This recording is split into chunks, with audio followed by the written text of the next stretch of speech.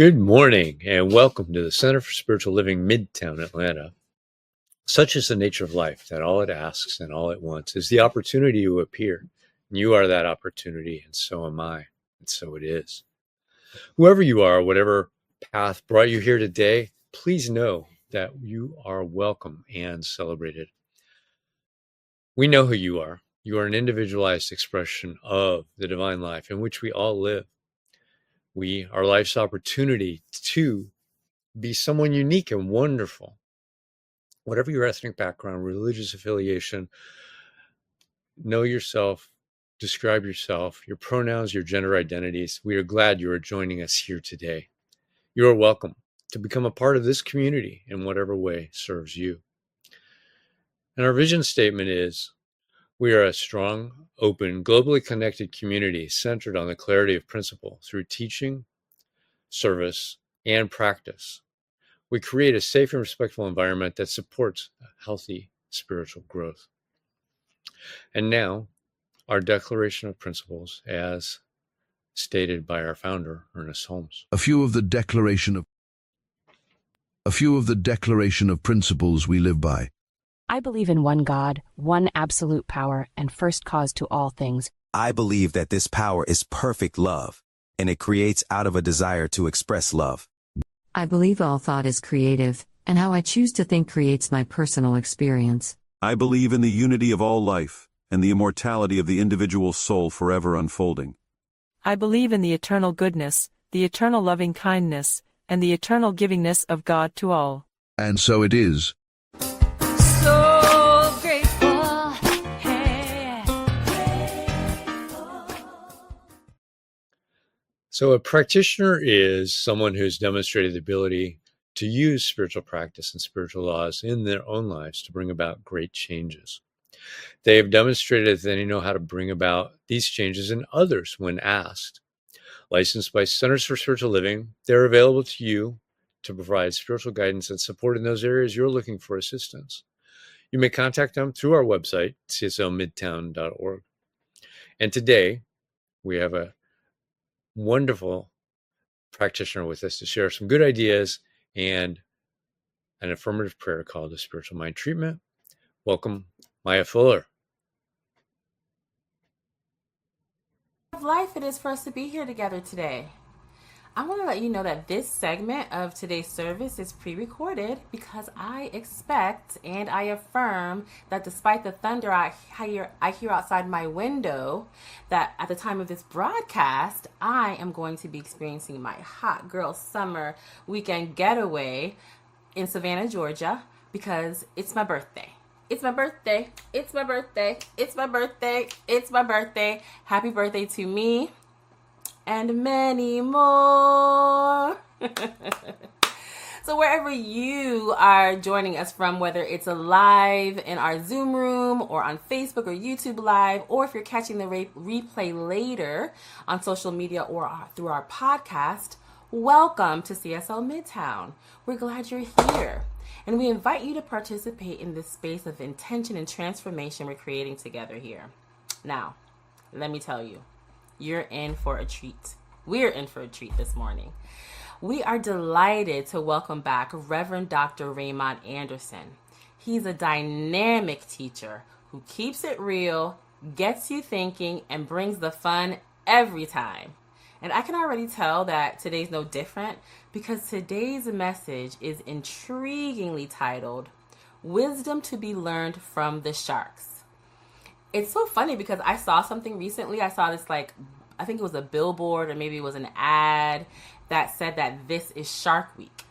And it had an image on it, a photo that looked like the movie, reminded me of the movie Jaws. So I looked it up and I found out that the movie Jaws is turning 50 years old this summer. So that is insane. Like when you think about the movie Jaws, it was like young, hot people or relatively young, hot people. And it was like, what? How is Jaws 50? That is crazy. But happy birthday to Jaws. Happy birthday to us and many more. I guess. Look, Jaws is a classic, baby. So, hey. And many more. Now, I've don't know if that is connected to Dr. Ray's talk today or not, but I do know that Dr. Ray will be sharing how you can outgrow the limits that don't protect you, how you can unlearn the stories that keep you from being who you truly are, and how you can consciously create and embody the most authentic and empowered you that you can. I know personally, I say yes, yes, yes, yes to all of that freedom for myself, for you, and for the world. And because I know I've got some limits I'm ready to let go of. So I'm definitely looking forward to today's message. But before we move into it, let's take a moment to get grounded. Here at Centers for Spiritual Living, one of the ways that we do that is through spiritual mind treatment.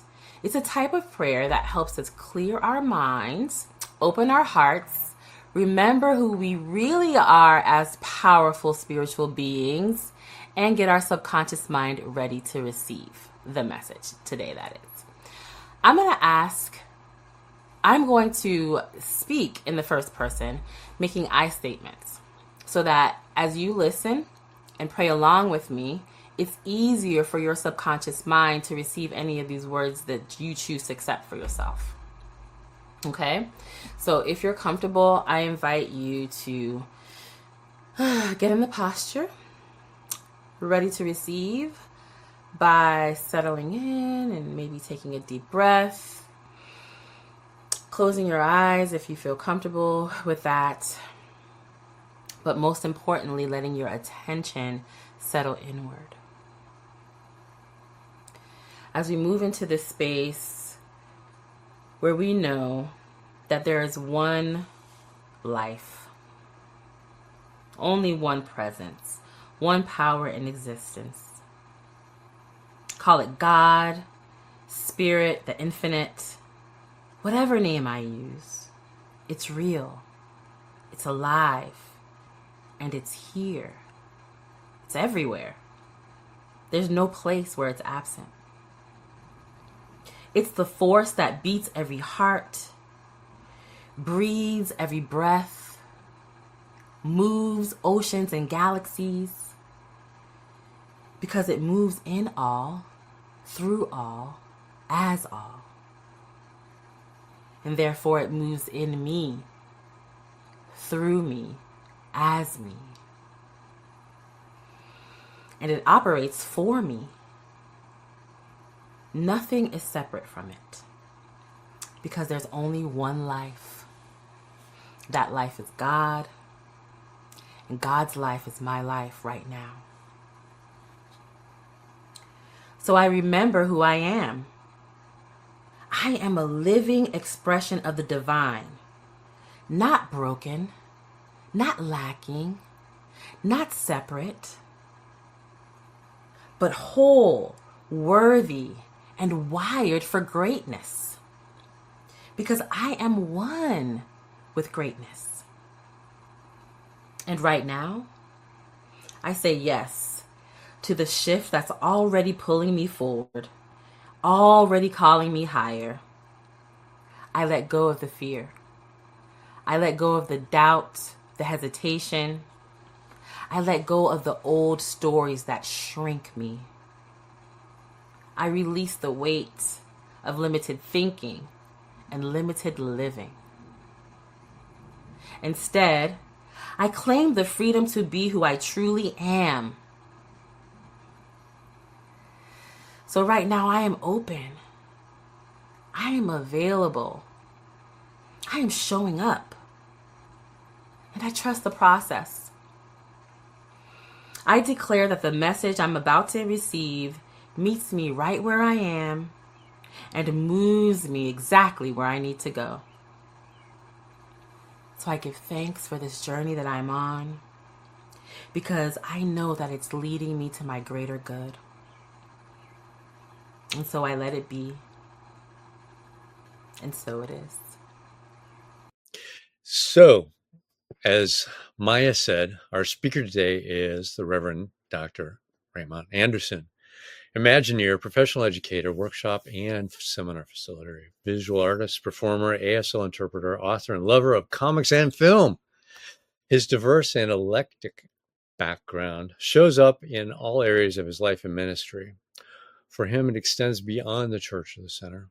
He is an ordained Centers for Spiritual Living minister and serves as the founding minister and spiritual director of the Center for Spiritually Integrated Arts, a Centers for Spiritual Living teaching center. And his newest book may be available as early as this fall. With that, welcome, Raymont. Thank you. Thank you so much, Vance. Oh, namaste and greetings, CSL Midtown family. What going on? How everybody doing in the midst of all this heat?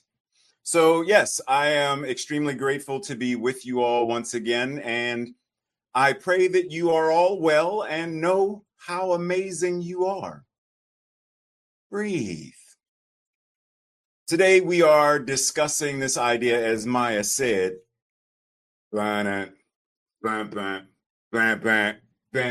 we're talking about the wisdom to be learned from sharks. While it might seem strange, we're actually being invited to the awareness that any expression of God offers greater wisdom to the expression that God is as us. Breathe that in.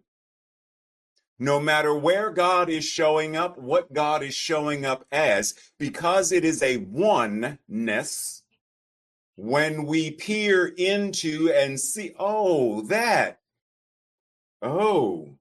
it gives us greater awareness about who and what we are. This is exactly why Pythagoras said, know thyself, and then you shalt know all of the universe and God. Because there's no separation. It's all the same thing.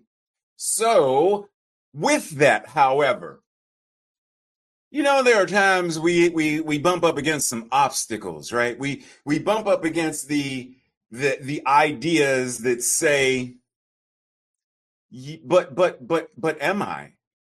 Right? Like there are roadblocks, or there are boulders in the street, or there are concepts that block us from being able to proceed in our lives. So pause and ask yourself for a second. In my life, obstacles. When I say obstacles for me, what does that mean? What do they look like? How are they showing up? Pause. Breathe.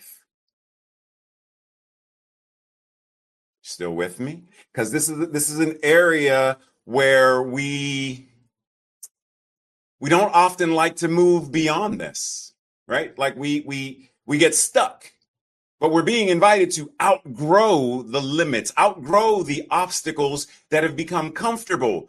They don't protect us. So how do we unlearn the stories that keep us from being who and what we truly are? How do we consciously create and embody the most authentic and empowered you that you can? Me, how do I do that for me? How do we do this individually and collectively? Because if we don't, then we're going to forever go through our lives based upon what somebody else says about us, what somebody else thinks about us, what somebody else, right? So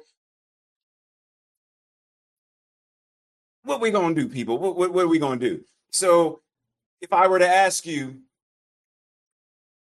what do your friends think you do? What do your friends, if we were to sit down with any of your friends and ask them about you, what would your friends say? What about a parent? What about a sibling? What about an employer? What about anyone in culture and society? See, there are different people who don't really understand, and so they project. They make up a story about who and what we are. So this week, taking the point that Dr. Holmes gave us, or teaches, you should celebrate your unique existence, no matter what others think. Breathe that in. Because there are going to always be people who think something about you. And there's the idea of what you think about you. And oftentimes, even that idea isn't accurate. What? Exactly. See, oftentimes, in many ways, we even misunderstand ourselves. We misunderstand who God is, what God is, and what that means. We misunderstand. Now, what are some of the reasons that or some of the causes that someone may be misunderstood or misunderstand someone else?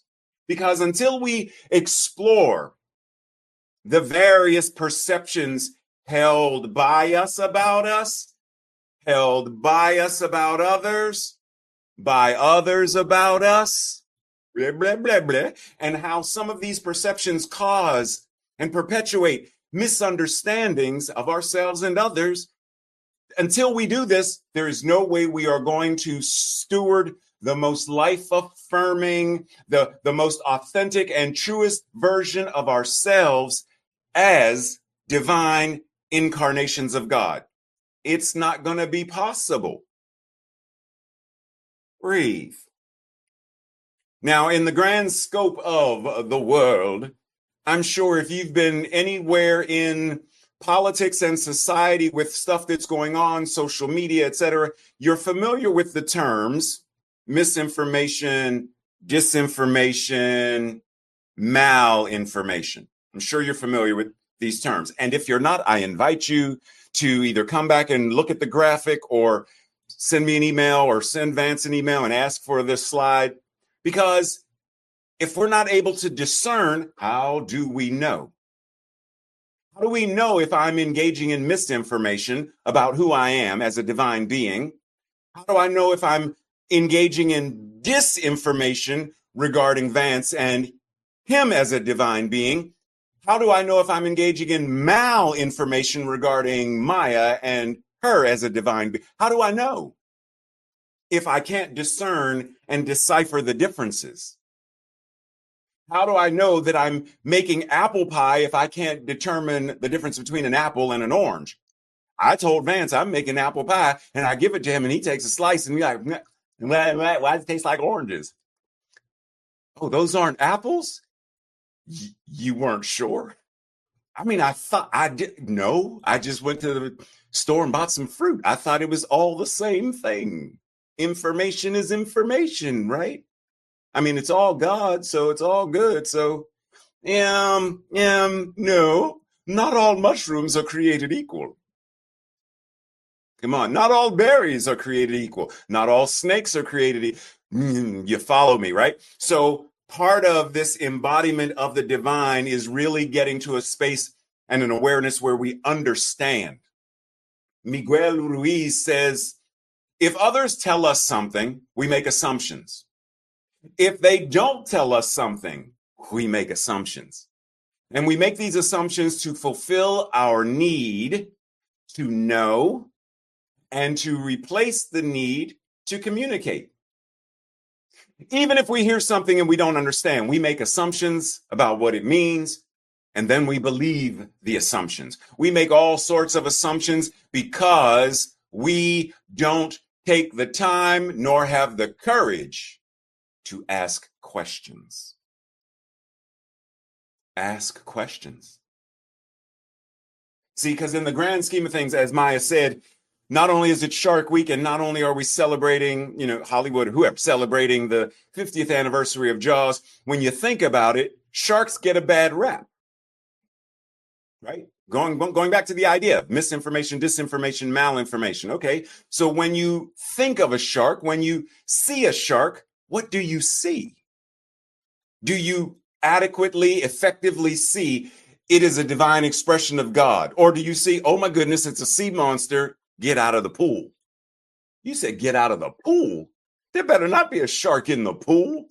But the concept is we're terrified of them. And scientists, marine biologists will tell us that due to Jaws, the film, and other subsequent representations of the shark, they get a bad rap. We create them as the enemy, as the villain. So in terms of that, let's swap it and flip it. Instead of the shark gets a bad rap, who gives you a bad rap? And in what way do they give you a bad rap? You know, I don't remember what cartoon it is, but they drew 3 different sharks, and they drew them as these vicious, mean, conniving kinds of creatures. And sharks really aren't that. And oftentimes, the bad rap we give to others, it's not what we make it out to be either. And yet, why do we do it?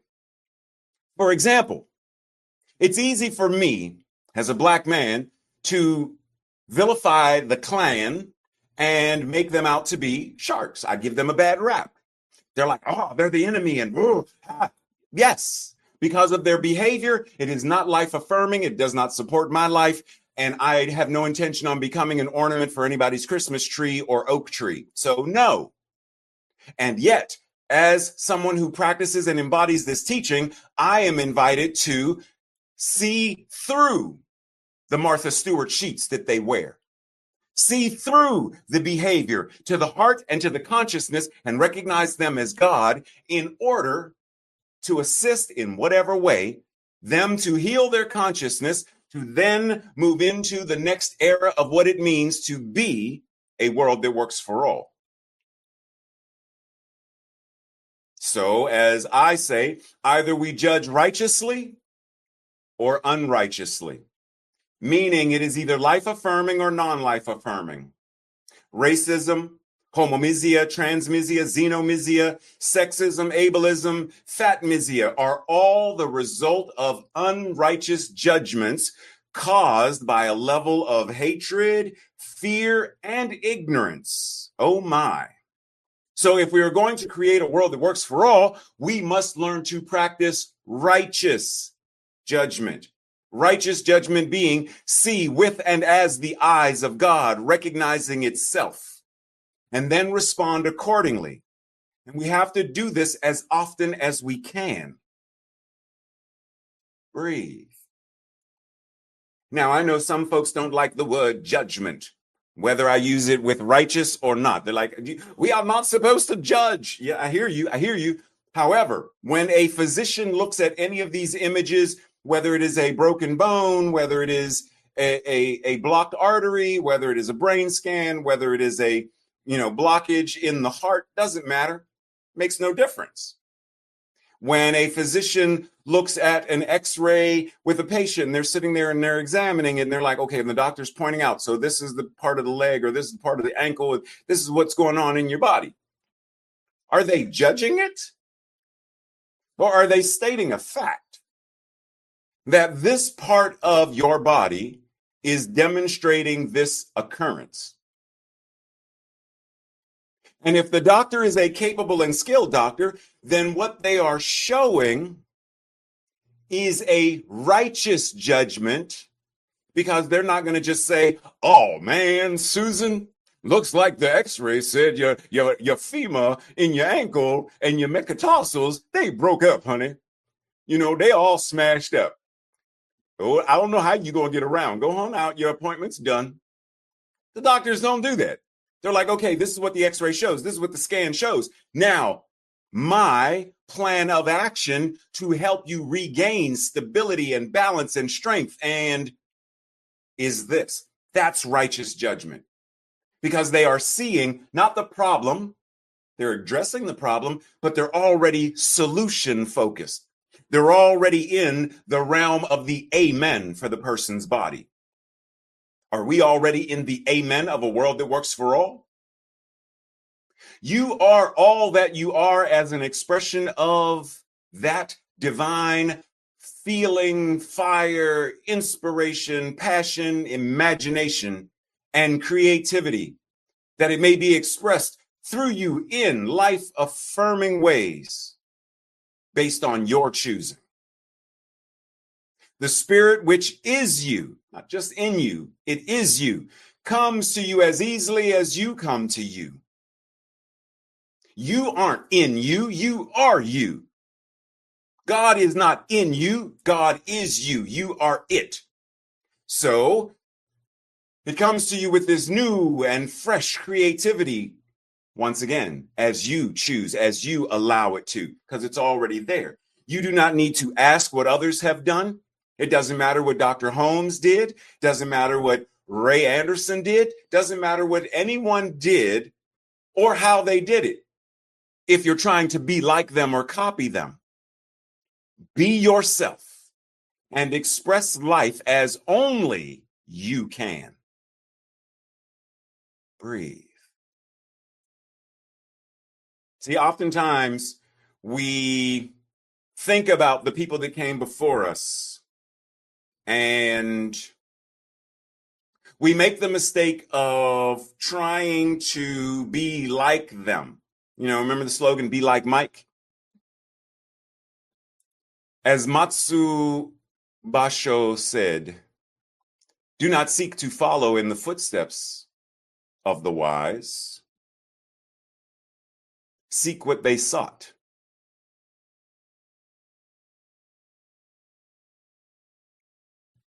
Do not try to follow in the footsteps of Ernest Holmes. Seek what he sought. Do not try to follow in the footsteps of Emma Curtis Hopkins. Seek what she sought. Do not try to be the next Dr. Martin Luther King Jr., but seek liberation as he sought it. If you follow someone else's way, you are not going to realize your potential. Did you all see, there's a movie, you may be familiar with, it's called The Wizard of Oz. You familiar with that movie, The Wizard of Oz? You familiar with that? You ain't? Oh, you are? Okay. So imagine for a second, Dorothy, you know, she lands in Oz and the Munchkins are like, we represent it, and the Lollipop Guild, and they singing, right? And Dorothy is like, oh my, I think I'm going to stay here. Auntie Em and Uncle, they'll be fine. And so she moves into a cottage. Wait a minute, what happened to the rest of the story? Because she never would have met the Scarecrow, Tin Man, and she would have never met them because she's comfortable. She decided, I'm going to join the Lollipop Guild. We would have never got to the click your heels together 3 times and say there's no place like home. We would have never got there because she chose complacency rather than her own path. Dr. Holmes says, the wick of your individual life runs deep into the oil of your pure being. There is but one life, and that life is your life now. No matter what confusion appears at the surface of your life, at the surface of your country, at the surface of your state, at the surface of the planet Earth, there is always a place of calm at the center of your being. No matter how turbulent the waves may be on the ocean of your experience, beneath, there is a changeless peace. Your being is submerged, but not lost in the infinite. See, we have access to everything we could ever want. World peace, we got it. A world that works, we got it. Food for, we got it. Homes for, we got it. We got it. It's an infinite universe, all that God is. There is nothing missing in it. We can, if somebody a long time ago could be like, I'm gonna make a phone that look like, and it's gonna be like a little computer. What's a computer? Don't worry about it. You'll find out in 15, 20 years when they make the computer, and then I'm going to make a phone, and we're going to call it a smartphone, which is actually going to be a computer in your pocket.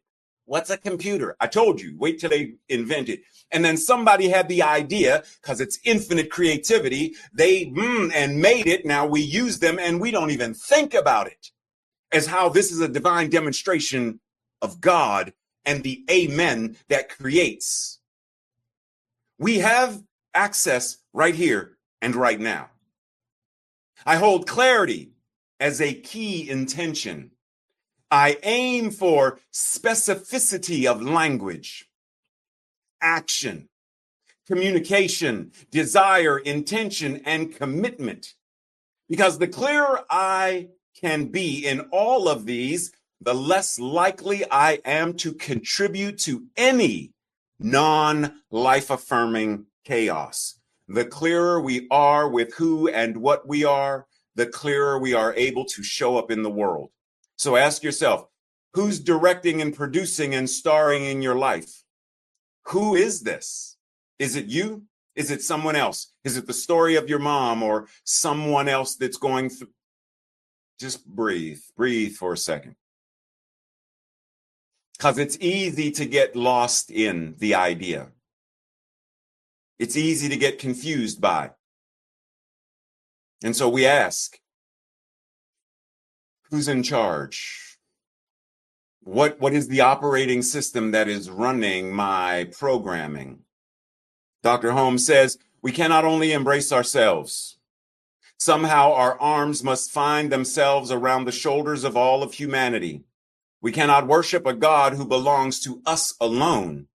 Only as we enter into a feeling of the essence that diffuses itself everywhere, then at last can we look at each other and say, I worship that which God is as it shows up in and as the form that you are.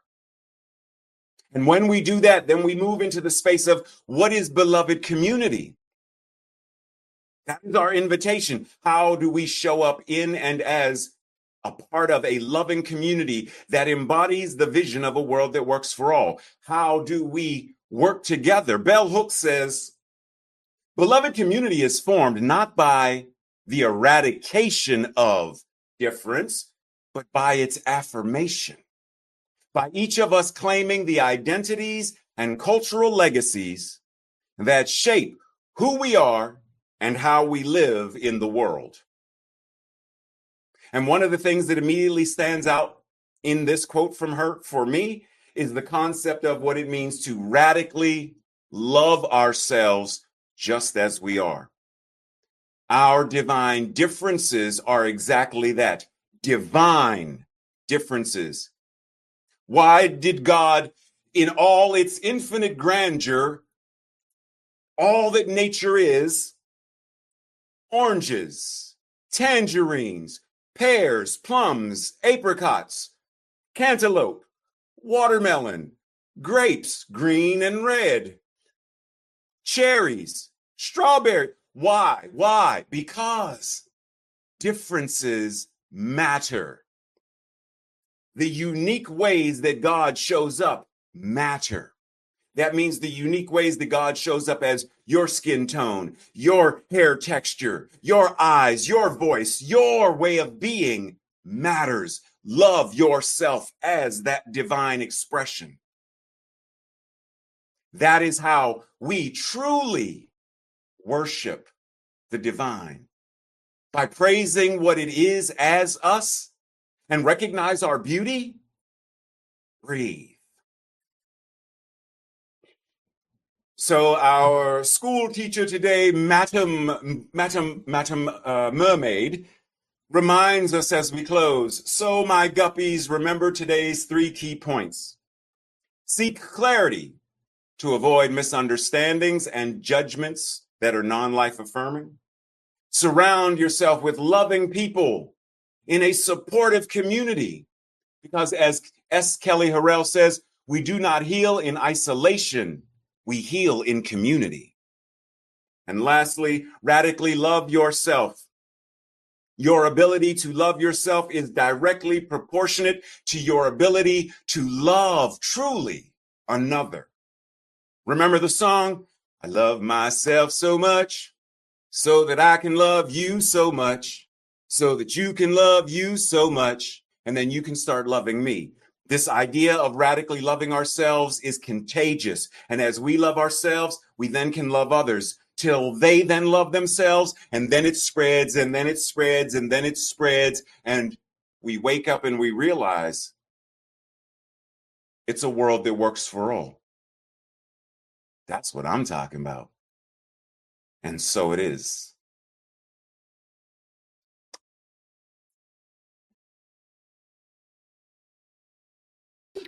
Thank you, Reverend Dr. Raymont. What an awesome talk today. Lots to unpack in there. And we will do that. We will do that over on Zoom after this. So now I'm going to read our New Minister Sacred Covenant Easy Prayer, and you can read along with me. You can download this from the CSL Midtown website, so you'll have a copy for yourself to read along with us or read during the week for yourself. There is only one life. This life is good. This life is God. This life is my life now. And knowing that I am one with this life that is God, I therefore know that I am one with all of its blessed expressions, which include the presence of a new minister for my beloved spiritual community. Because I know that the highest purpose of my new minister is to express spirit, I therefore know that my new minister is a revelation of spirit as principle. I further know that my new minister is the fulfillment of that which has been promised by God, for it is written, principle is not bound by precedent. It operates according to law, and it is always available to those who are willing to align themselves with it. As I stand in agreement with my beloved community, I see my new minister before me as inspiring spiritual oneness through wisdom, love, and authenticity. I now intend to experience my new minister in full cooperation and agreement with my community, knowing this truth about myself. For I am inspired to live as love in the expression of principle. I am awakening the wisdom within me by clearly communicating the principles of universal truth. I am a conduit of divine love, wisdom, and healing energy, recognizing the inherent wholeness within all beings. I am offering the teachings, classes, and mystical studies grounded in spiritual principles to cultivate inner wisdom, personal transformation, and empowered living. I am extending the love, compassion, and transformative power of spirit into the wider community, fostering connections that heal, uplift, and support individuals in their unique journeys. As I now accept the highest expression of a new minister into my life, I know that they will be revealed in a way that will express spirit and serve as the highest and greatest good of all who are touched by their presence. I am grateful. God is gracious, and so it is. And with that, it's time for our conscious giving. And with that conscious giving is part of that bringing this new minister into being. You can donate at cslmidtown.org/donate, scan the QR code. When you go there, there's an opportunity for a one-time gift or an ongoing donation, which we appreciate. We appreciate all of you who show up here every Sunday, listen to our podcast, listen to the recordings later. Whenever you can, we appreciate you. So if you will, say with me our affirmation of prosperity. I live in a universe of abundance. As I freely and joyfully give, I join in the divine flow, and all that I share with life returns to me multiplied abundantly. And so it is. So now I've got some announcements. You can join Dr. Raymont and those of us who are on Zoom over in the Zoom room. You can get there by going to cslmidtown.org, scroll down to the bottom where the Zoom link is, take the code, click on the link. That will take you right there. And next week, we have Reverend James Peake back with us talking about the boundary dilemma. And every Sunday at 10 a.m., we have the adult study group. They're going through the Science of Mind textbook, that very big textbook that we have that talks about everything that we believe in. And you don't have to have read that week's section. You can just come and join the discussion. So we'd love to see you there on that. And now let's do our affirmation of life. I leave this place now knowing something better than I knew before. I go forth into the world with a heart full of love and a mind full of good sense. I look at the world in a greater way, knowing that I have within me everything I need to create the life I desire. I give thanks for this understanding, and I am grateful for the spirit of life that lives through me. And so it is. See you on Zoom or next week.